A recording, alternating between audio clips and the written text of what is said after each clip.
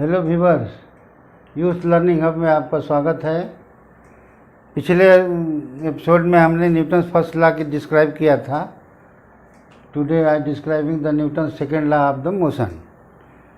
तो second law of motion के पहले जो है थोड़ी सी चीज़ें थोड़ा डिटेल आपको मैं दे रहा हूँ। यदि किसी ऑब्जेक्ट की वेलोसिटी चेंज होती है तो उसमें एक्सेलेरेशन को किस पर डिपेंड करता है, दैट इज़ योर इम्पैक्ट के ऊपर। उसका इम्पैक्ट कैसा है उसके ऊपर उसकी जो है वेलोसिटी एक्सेलरेट करती है। उदाहरण के तौर पे अगर जो किसी बॉल को हम जोर से मारते हैं, हिट करते हैं, तो वो जो है बहुत स्पीड से जाती है, मास छोटा कम रहने के बावजूद भी। उसमें एक जो टीटी की बॉल है उसका मास बहुत हल्का होता है, लेकिन हम मारेंगे तो आपको हिट नहीं करेगी। लेकिन अगर क्रिकेट की बॉल को उसी स्पीड से मारें तो आपको चोट लगेगी। यानी कि तो एक्सेलरेशन और impact depends on the mass.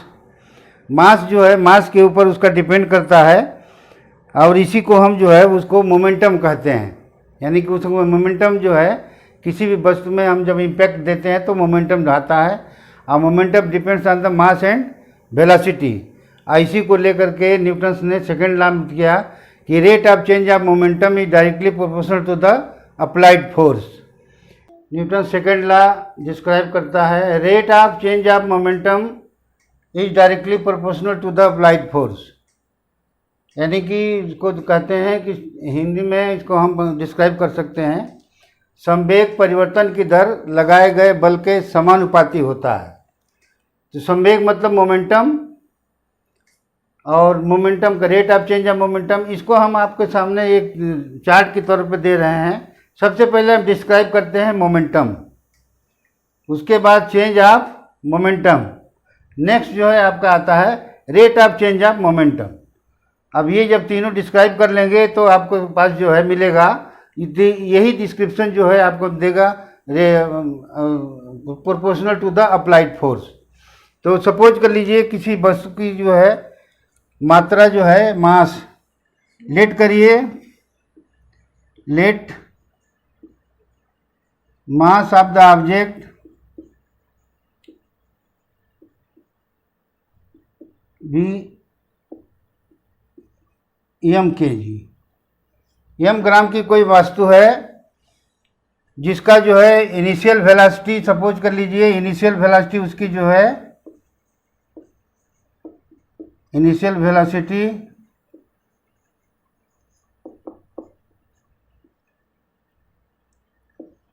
u metre प्रति सेकेंड, और फाइनल वेलोसिटी इसकी जो है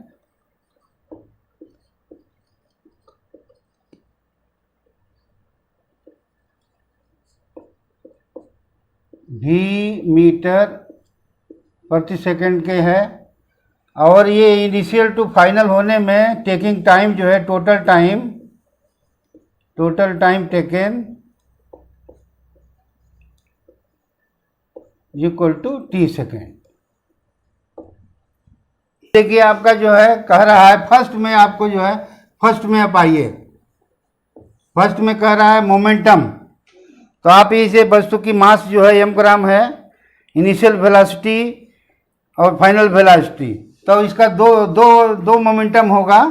फर्स्ट जो होगा इसका मोमेंटम आप सबसे पहले निकालिए, व्हाट इज मोमेंटम। तो मोमेंटम इज इक्वल टू होता है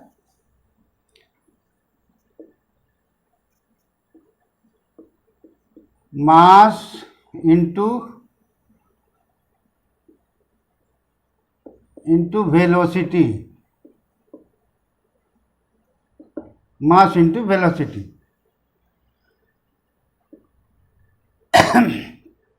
तो इसके हिसाब से जो है मास इंटू वेलोसिटी के हिसाब से आपको वन नंबर में निकलेगा, दो मोमेंटम निकलेगा। पहला होगा initial momentum,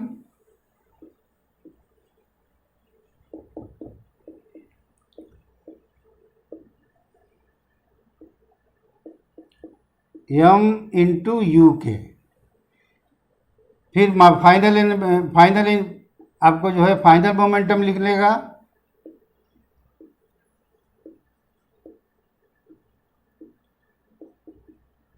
m into we के। अब जो है देखिए मोमेंटम निकल गया, फर्स्ट में आप यू जो है आपने कैलकुलेट कर लिया, मोमेंटम इसका कितना है।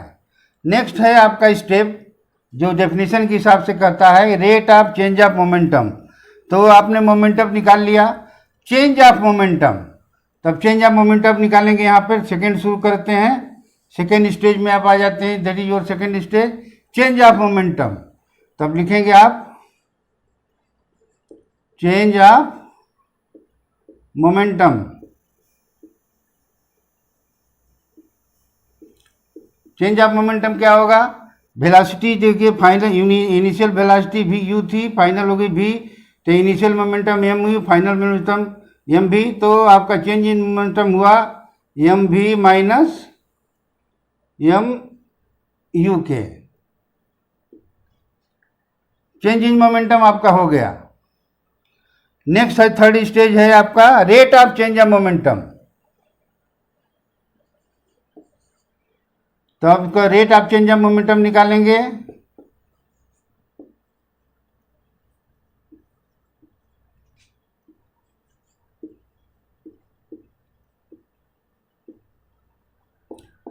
तो आप देखिए ये टोटल u से v होने में t सेकंड का टाइम लगा, तो रेट ऑफ चेंज निकालने के लिए समय से हम इसको डिवाइड कर देते हैं, तो that is m v minus m u upon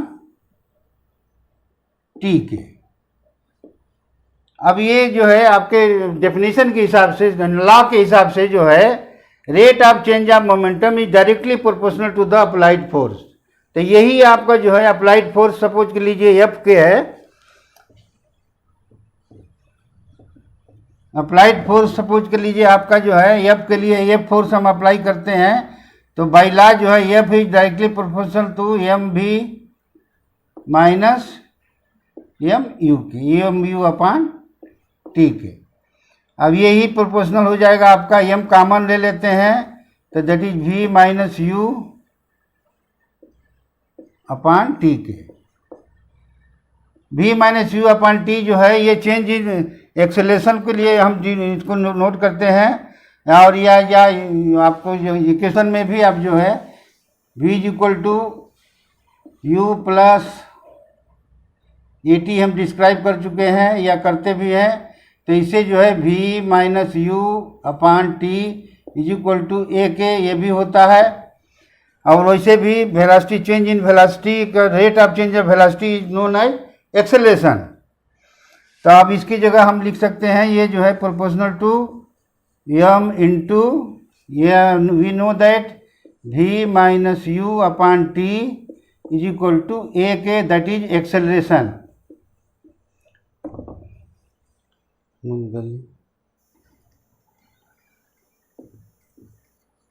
F is proportional to, आपने जो है v minus u upon t की वैल्यू रख दिया, ये v minus u upon t की वैल्यू है एक्सेलरेशन इक्वल टू ए, तो यहाँ वैल्यू रख देंगे, तो दैट इज इक्वल टू हो जाएगा m इंटू ए के, where a is denoted by acceleration.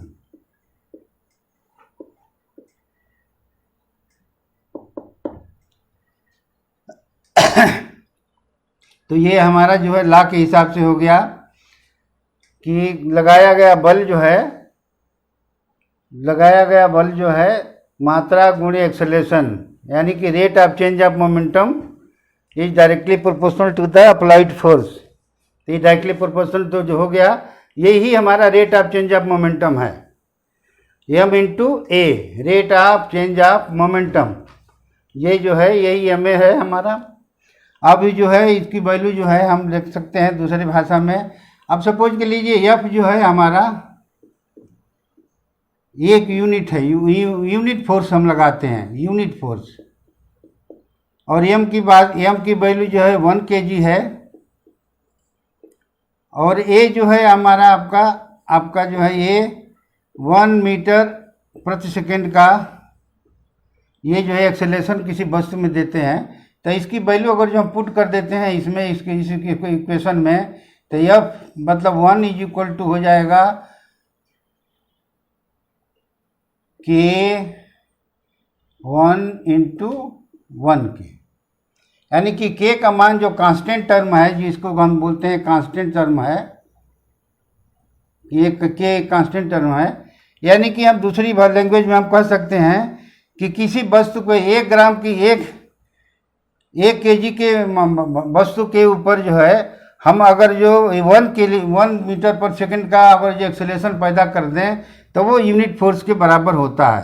यानी तब के का मान हो जाता है, के बराबर हो जाता है हमारा 1 के। Therefore F is equal to 1 जब हो जाएगा तो m इंटू ए के। यही m इंटू ए जो है इसको जो है हम एफ का जो मान आता है, एफ की वैल्यू आ जाती है मात्रा केजी, यूनिट लिखेंगे, इसकी यूनिट हम लिख सकते हैं एफ की, ये केजी, एक्सेलरेशन का हो गया मीटर पर सेकेंड स्क्वायर, यानी KG metre per second square F वो जो होता है। और इसी को हम दूसरी भाषा में बोलते हैं न्यूटन। 1 न्यूटन, 1 न्यूटन, और न्यूटन का जो है शॉर्ट फॉर्म में जीते हैं एन से हम डिनोट करते हैं। तो ये यही हमारी जो है फोर्स की यूनिट होती है। 1 न्यूटन का मतलब हुआ कि 1 केजी पर मीटर, यानी कि 1 केजी की वस्तु को 1 मीटर पर सेकंड का अगर जो हम उसमें एक्सेलरेशन पैदा कर दें तो वो हमारा 1 न्यूटन का बल कहलाता है। यानी कि 1 न्यूटन के बल को हम क्या कहते हैं, 1 KG metre per second square. तो न्यूटन सेकेंड लॉ जो है आपका, rate of change of momentum is directly proportional to the applied force, ये आपको चार्ट से मैंने समझा दिया। That's all. पिछले एपिसोड में हम लोगों ने लॉ ऑफ मोशन में first law and second law को डिराइव किया था, और today I derive third law of Newton's third law of motion. Newton's third law of motion से पहले थोड़ा सा हम डिस्क्राइब करते हैं। पिछले में हमने दिया था कैसे फोर्स जो है किसी मोशन को जो है चेंज करती है। यानी कि मोशन जब चेंज होता है तो हम फोर्स को कैलकुलेट करने का हमको जो है एक मीडियम मिल जाता है। यानी कि force can be calculated in regarding with motion. तो इस तरह से जो है फोर्स को जो है हम कैलकुलेट कर लेते हैं। और फोर्स जो है किसी भी वस्तु पर अगर जो फोर्स लगाई जाती है तो वस्तु भी उसके ऊपर जो है अपना अपोजिट एक फोर्स लगाती है। ये नियम है। अगर हम किसी चीज़ को धक्का देते हैं तो वो भी हमारे ऊपर एक प्रेशर डालती है। तो ये चीज़ जो होता है सेम मैग्नीट्यूड सेम होता है। यानी कि किसी चीज़ पर हम बल देते हैं तो सेम मैग्नीट्यूड का बल जो है अपोजिट सेंस में वो जो है वस्तु हमारे ऊपर लगाती है। और इसी को कैलकुलेट करके न्यूटन्स ने जो है थर्ड लॉ का जो है अब जो है थर्ड लॉ उसने बनाया था। तो थर्ड लॉ में आपको जो है तो इसमें 2 अपोजिट फोर्सेस काम करती हैं जिसको हम एक्शन और रिएक्शन के नाम से जानते हैं। 2 अपोजिट फोर्सेस काम करती हैं उनको हम एक्शन एंड रिएक्शन, ये दोनों फोर्स हैं। तो हम किसी भी बॉडी के ऊपर जो है किसी ऑब्जेक्ट के ऊपर अगर जो हम एक्शन करते हैं तो वो ऑटोमेटिकली वो जो है उसका रिएक्शन होता है। यानी कि इसको हिंदी में हम समझ सकते हैं किसी भी क्रिया की जो है प्रतिक्रिया होती है। यानी कि क्रिया की प्रतिक्रिया जो है सेम मैग्नीट्यूड में होती है। तो अगर मैग्नीट्यूड सेम है तो एक्सेलरेशन सेम नहीं होता है, क्योंकि मासेज डिफरेंस होते हैं।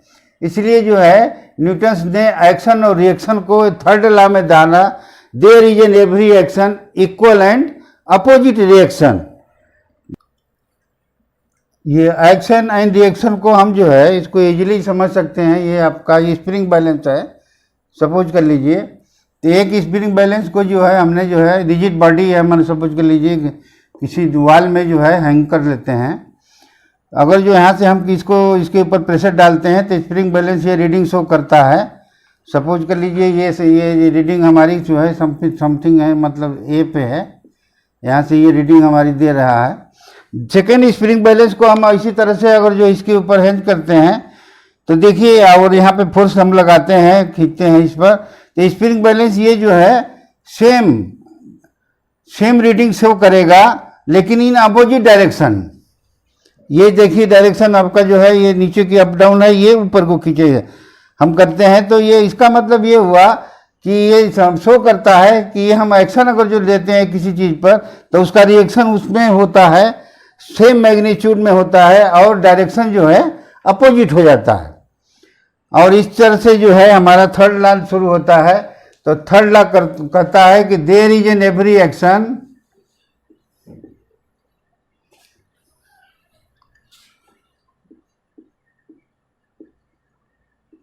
there is an every action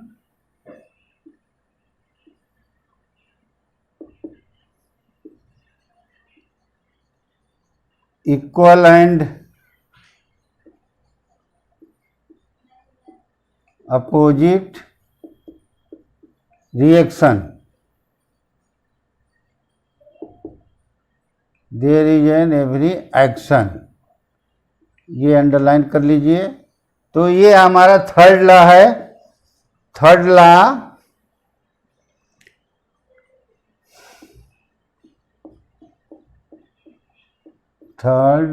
of motion.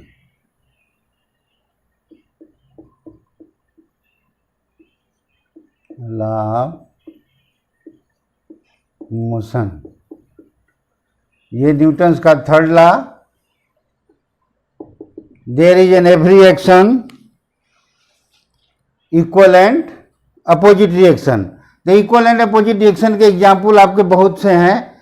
Suppose कर लीजिए आप जो है किसी मतलब कोई बंदूक की गोली छोड़ते हैं तो आपकी गोली आगे जाती है तो प्रेशर मारता है जो है आपके कंधे पे, सेम रिएक्शन होता है। उसी तरह से आपको जो है नाव खेते हैं, आपको नाविक जो है तो चाबुक चलाता है जो नाव खेने के लिए पानी को जो है जिस डायरेक्शन में पानी को फेंकता है नदी में उसके अपोजिट डायरेक्शन में नाव भागती है। हम अगर जो पृथ्वी के ऊपर चलते हैं तो प्रेशर देते हैं तो पृथ्वी हमको ऊपर जो है उसको एक्सेलेरेट करती है, धक्का देती है और हम तब जो आगे बढ़ते हैं। तो हम जैसे ही प्रेशर देते हैं, धक्का देते हैं, अपोजिट रिएक्शन में जो है अपोजिट डायरेक्शन में हमको एक फोर्स मिलता है। इस तरह से कई जो आपके जो है एग्जाम्पल है। सबसे बड़ा मोस्ट इम्पॉर्टेंट चीज इसमें है कि इसमें मास को जो है एक्सेलेरेशन जो है, एक्सेलेरेशन हमारा जो है इसमें किसी भी वस्तु के ऊपर जब फोर्स लगाते हैं तो एक्सेलेरेशन इक्वल नहीं हो पाता। एक्सेलेरेशन इक्वल नहीं होने का सबसे बड़ा कारण है कि हम जो है वो डिफरेंट मासेज के ऊपर जो है हम प्रेशर लगाते हैं, फोर्स लगाते हैं। तो इसलिए थर्ड लॉ जो है ये इक्वल मासेज का एक्सेलेरेशन के ऊपर डिपेंड करता है। तो there is an every action equal and opposite reaction, mass के ऊपर भी डिपेंड करता है कि हमारा मास कैसा है। मास से ही हमारा एक्सेलेरेशन निकलता है और उसी से हमारा एक्शन और रिएक्शन निकलेगा।